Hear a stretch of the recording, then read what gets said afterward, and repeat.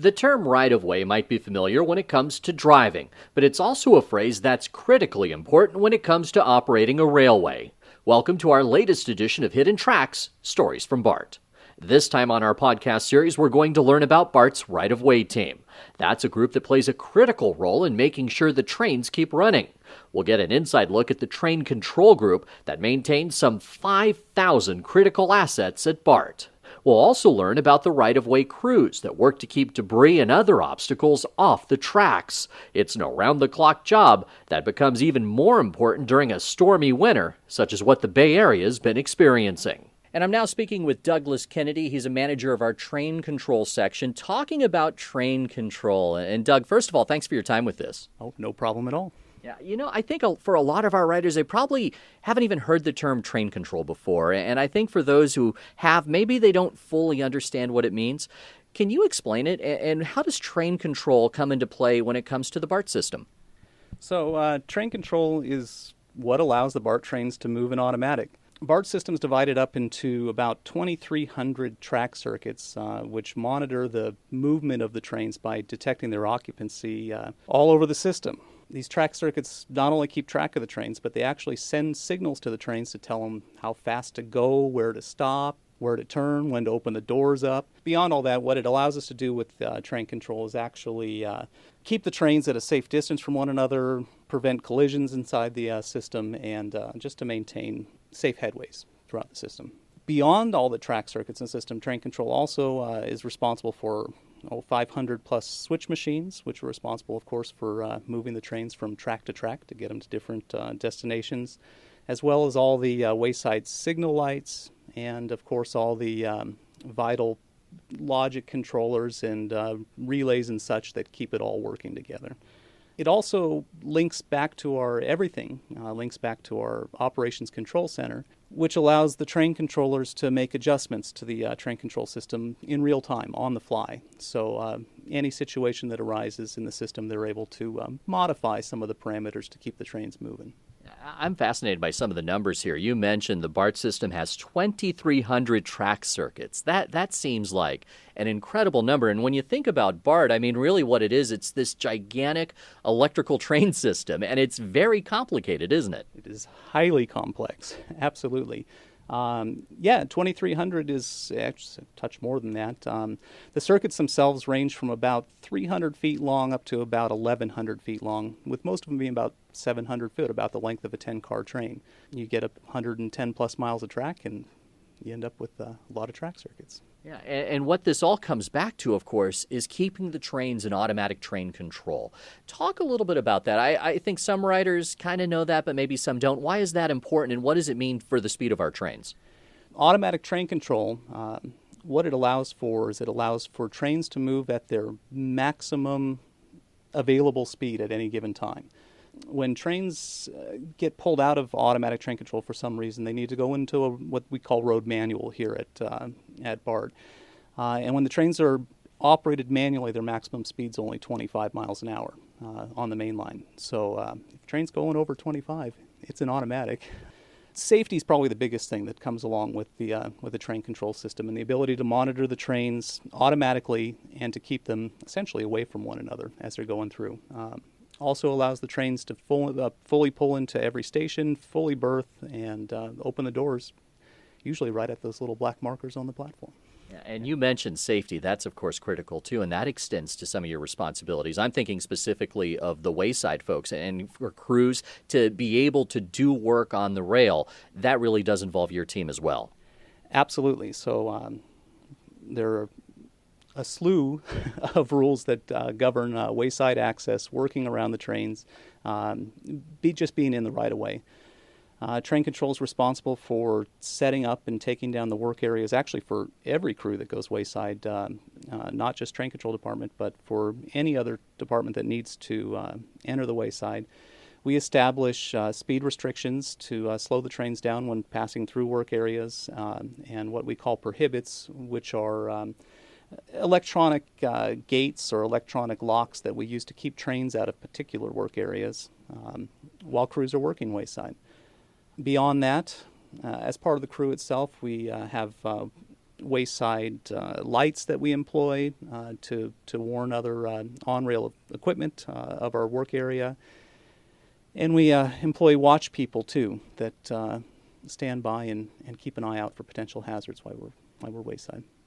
I'm speaking with Doug Kennedy, one of the train control section managers here at Bart, and you're one of the managers of the train control section. So let's talk about your team and how your crew works together to keep the trains moving. How does it all come together? Sure thing. Well, I'm not the train control section manager. I'm actually one of four.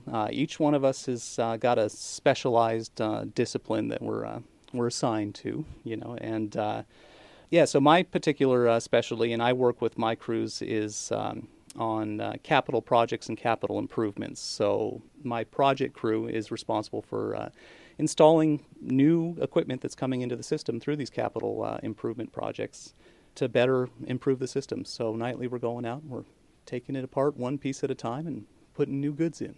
Yeah, and we often talk about infrastructure at Bart and how much of it dates back to the opening of the system. I mean, a lot of our equipment is 40 plus years old. How does that come into play with your job? It comes into play with my job daily. So the improvements that we're making right now and the particular items that we're getting after, which is a lot of the actual wayside train control equipment, track circuit antennas, wayside signals, platform antennas, are all original to the system. They are. They're 40, 45 years old, unbelievably still clicking away in most cases, 45 years later. But they are very much due for replacement, and we're getting after it. We mentioned earlier the 2,300 track circuits are roughly 2,300, and you just mentioned all kinds of equipment that you guys are watching over as well. How many assets are you guys responsible for? Loosely broken down, a little over 5,000 that we maintain and repair and improve daily. That seems like a Herculean task. What's the most challenging part of what you guys do? Well, let's see. The most challenging parts is the balancing act. It's trying to deal with the immediate repair needs of the system without sacrificing the preventative maintenance, the assistance to other departments, and the capital improvement work that we need to do as well. Yeah. If you had a chance to speak with Bart riders, and you were talking about train control, and again, I think a lot of folks out there don't really know what happens behind the scenes. What would you want them to know about the work that you and your team do? I would probably like them to know that it's not easy, and most of it's done outside the public eye. As well, a lot of work that happens here at Bart is done outside the public eye.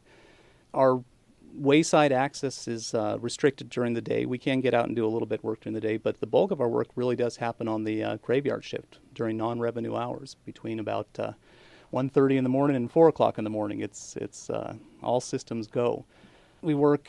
Train control reaches every inch of the system, so we're in stations, on the trackways, in tunnels, on aerials. We work in adverse weather conditions. We work obviously in the middle of the night.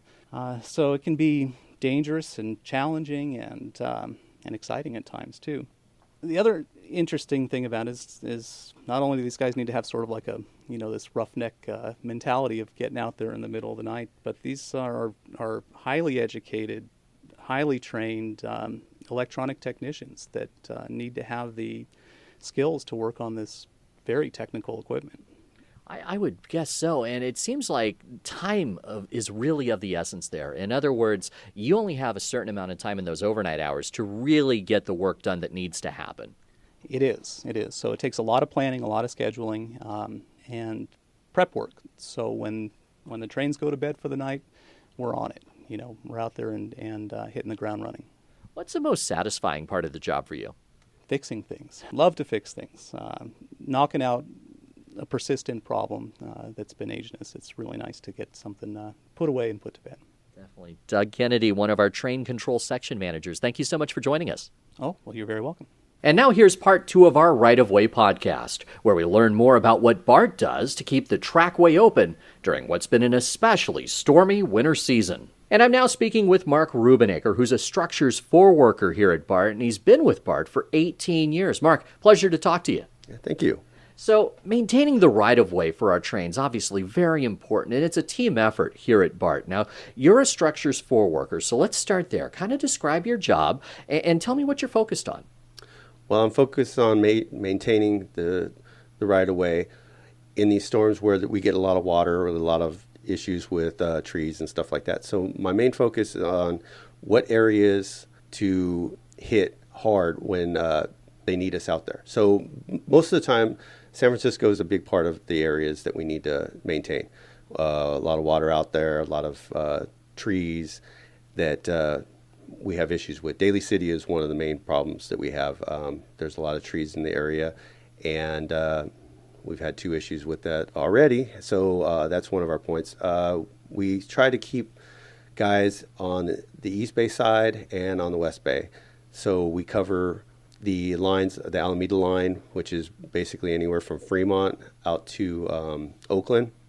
And then we run the Concord line, which is from Pittsburgh Bay Point all the way to Orinda. And then we'll have a crew over in San Francisco that runs everywhere from Embarcadero all the way out to Daly City and out towards Millbrae if we have to. And you mentioned the Daly City situation. That had a big impact on a lot of folks, of course. And kind of describe what happens when a tree comes down like that and has an impact on BART service. What do you guys do to respond? Okay, well, first of all, my crews, I send them out right off the bat. We send them out with all the necessary equipment. That's usually chainsaws and then pumps also because of the water flooding and stuff.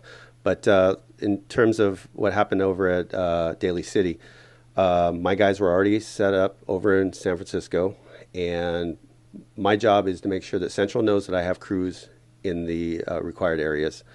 And then, so I call them, they let me know, okay, hey, that's great, send them out there. Then we monitor all the radios. So we're monitoring the lines and seeing what's going on. In case of Daly City, we heard the radio dispatch saying that there was a tree that had actually come in contact with the train. So because we're both all monitoring radios, my guys were already set up, and I called them. As soon as I called them, they were already en route. That's when Central calls, and I was able to tell them that my crew was already en route, and they would be there in about 10 minutes. We have to be quick because we cannot have trains out of service for long periods of time. It's good because now once an incident like this happens, Central takes over, and then they will tell my crew, and there are usually 1 to 2 other crews that will respond. So you'll have a structures crew that will respond, a track crew that will respond, and then you'll also have an electrical crew that will respond. Actually, sometimes there's even, if the grounds department, which they're the ones who have a lot of the chainsaws and everything like that, if they're on hand, they'll respond also. So our job is to make sure that we get the radio set up with Central for communication, talk back and forth to make sure that they know we're there, we're ready to go. Then because this was on an aerial structure, we had to get clearance to go up onto the aerial, and we had to make sure that Central okays us first. So they got to make sure that they stop a train from coming into that area and get my guys into that area to assess the situation. Once they've assessed the situation, that's when we start taking care of the business. The cutting of the tree, getting the tree out of the trackway, checking the third rail cover boards, making sure nothing's obstructing the train from moving again. And if there is, we have to get it out of the way, which there was obstructions, there was tree cutting, there was third rail cover board issues. So we had to take care of all that. Now, what a winter this has been for the Bay Area, and it impacts everybody, and certainly that's true for Bart as well. What kind of challenges has this season presented for you and your crew? Since this is the first winter storm that we've had that's been bad in probably a good 10 years that I know of, we run into problems with flooding, which is PG&E rooms.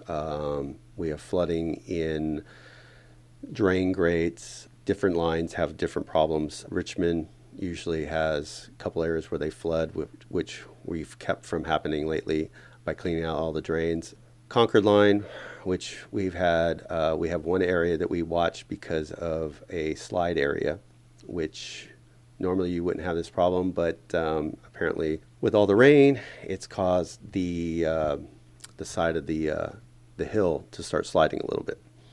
We've been watching that, which is really boring when all you're doing is watching the side of a hill and nothing's happening. But you have to do it because in case something does happen and the hill does come off the side and goes into the trackway, we're in trouble. Yeah, and that's something I wanted to touch on too, is that preventative work. Do you guys get an opportunity to do much of that? Yes. Preventative work is our big thing. We switch out, night crew, the night structures crew goes out, and what we do is we maintain the drains in the system. So we take out equipment that sucks out the drains to make sure that they're clear, and when we do get these big rains, that they're draining. We go out and we check drains in parking lots. We check drains along the whole system. We have areas that flood that you normally wouldn't even think of, and you'll come upon them just by driving around, and all of a sudden you'll see one and you're like, why is that flooding?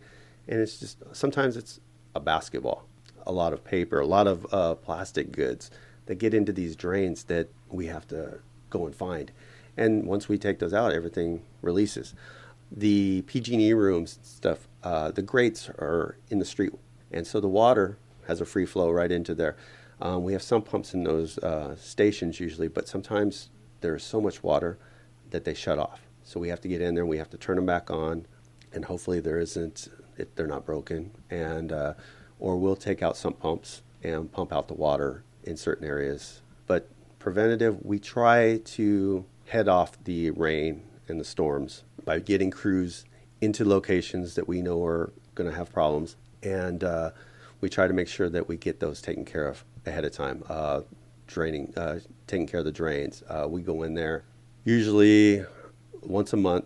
We do preventative, and then usually right around August, September, we start taking out our equipment and sucking out the drains so we can be prepared for this. And this year, in fact, we've been pretty lucky in terms of, with all the rain, our drains have been holding up really well. Speaking with Mark Rubenacre, who's one of the structure's floor workers at Bart, and you've been describing some pretty challenging circumstances.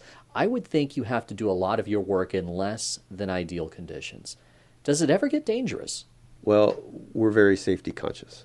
We go out there and, like I said, we have radios. We usually go in 3- and 4-man crews. If we do have to go on the right of way, Central is great. They take care of us. We have great communication with them. The train operators, they're always watching for us, especially if they know we're in the area. We do slow down the trains in those areas to make sure that nobody does get hurt, and the train operators can slow the trains down fast enough before something does happen. Challenge-wise, we have a very good crew here, and they take care of themselves, they take care of others, and we're always watching out and making sure that we're in a safe environment. It has gotten a little sketchy every once in a while because the guys don't usually get to be on rail a lot. So when they do get out there, the first time they feel that train come by, it's like it takes your wind out of you. It's scary at first, but they're not running at 70. They're running slower for us. And then you realize, oh, I'm safe because I'm over here. And, we could be anywhere from 6 feet to 20 feet away, but you still feel it when the train goes by. It's weird. Oh, I bet. What an experience. What's interesting, too, just on a personal level, you've been here for 18 years, but you're not the first member of your family to work at Bart. Your dad worked here. You were telling me that your brother currently works here as well. So tell me a little bit about that. Yeah, my dad was a track inspector floor worker for 34 years. In fact, he's still in a working environment at Bart. He's a safety monitor. He's been doing that for I think eight years now. He got in at a young age back in the 70s, and I just decided something I would like to do is work for Bart. I saw how good of a job it is, and finally just decided one day, I might want to do this. And my best friend pushed me to go to school with him up in Chico, and I told my dad, I said, I want to be a welder. He was kind of shocked at that, but he wanted me to be an electrician, but I didn't want to play with the wires. But I became a welder. And it took me a couple years to get in. I finally got in, and I've enjoyed it for the 18 years that I've been here. My brother's been here for 19. He was started over in Hayward in the stores department, and then he came over to the structures department, and he loves it just like I do. It's a great job to have.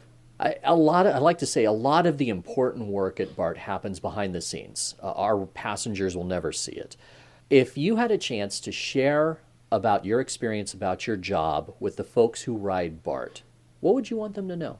That when you're seeing us out there, a lot of times it's, we're out there working to make sure that there's nothing wrong with the system.